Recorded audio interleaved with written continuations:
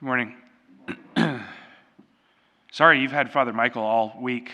I apologize for that yesterday with the funeral and just the way that the calendar worked. So anyway, he's off celebrating his birthday today, because he's turning 40, the big 40, and he's off with a group of friends that I'm going to go join later.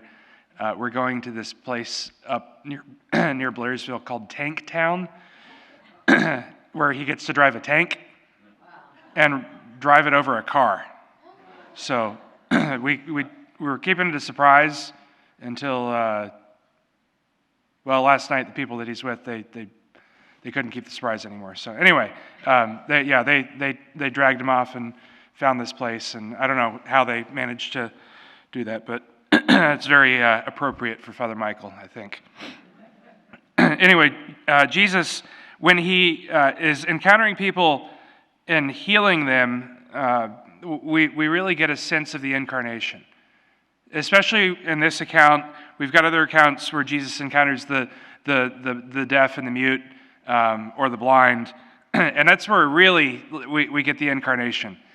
Jesus puts his fingers in this guy's ears. That's weird. I don't care who you are, that's weird. He puts his fingers in his ears, and then he spits, he groans, and he touches the guy's tongue. And he restores his ability to hear, he restores his ability to speak. He meets the guy in his messiness. He meets the guy where he is. He takes on our flesh. He comes into our brokenness. He himself isn't broken. He himself isn't sinful. But he comes and he encounters us in our sin. He comes and he touches. He comes and he engages the senses. Taste, sight, smell, hearing. What's the other one? Touch. Those are the five. Yeah. He comes and he's like us. The God who made us, the God who designed us, the God who formed us in our mother's wombs.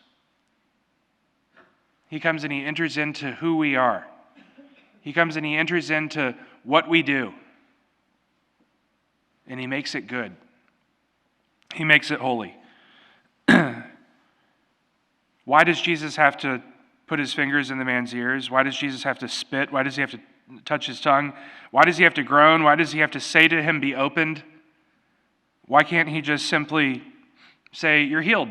Right? Like Lazarus, when he raises Lazarus from the dead, all he has to do is just say, hey, Father, I know you hear me. You always hear me. I'm saying this so the people around see that I'm asking you, but bring Lazarus out of the grave. And he does. Lazarus walks out.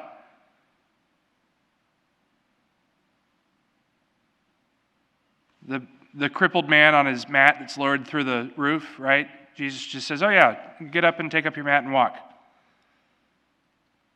We see so many times where Jesus heals by just saying it. So why in this instance does he have to get so weird? Why does he have to put his fingers in the guy's ears? Why does he have to spit? Why does he have to groan? He's showing us his humanity. He's showing us who he is. He's showing that he's like us in all things but sin. He's entering into our lives, even into our senses. And in Easter, we recognize that. We recognize the risen Lord who has become like us so that we can become like him. The people were exceedingly astonished. Exceedingly astonished. He has done all things well. He makes the deaf hear and the mute to speak. At baptism, there's the Ephatha rite where after the baptism, the priest touches the baby's ears and mouth and says, may the Lord, he says something. I don't have the book with me. But basically it's, may the Lord touch your ears and your lips that you may hear his word and proclaim his word in your life. In the old rite, it actually said that the priest would take spittle and touch the ears and the mouth, and I'm glad they did away with that, because that's that's a lawsuit right there. But still, the right is that we touch the ears, we touch the mouth, symbolizing this moment of Jesus, right? Be opened. Hear the word of God and speak it. Not just so that our ears may be open, but that our heart may be open. Just as Jesus' most sacred heart broke open on the cross, that we may open ourselves so that we can truly hear the word of God. Not just with our ears, but with all of our senses, with our soul. And then we may proclaim the word of God. Not just that word that we've heard, but the word made flesh, the word incarnate, Jesus Christ. That we may proclaim Jesus Christ by our lives.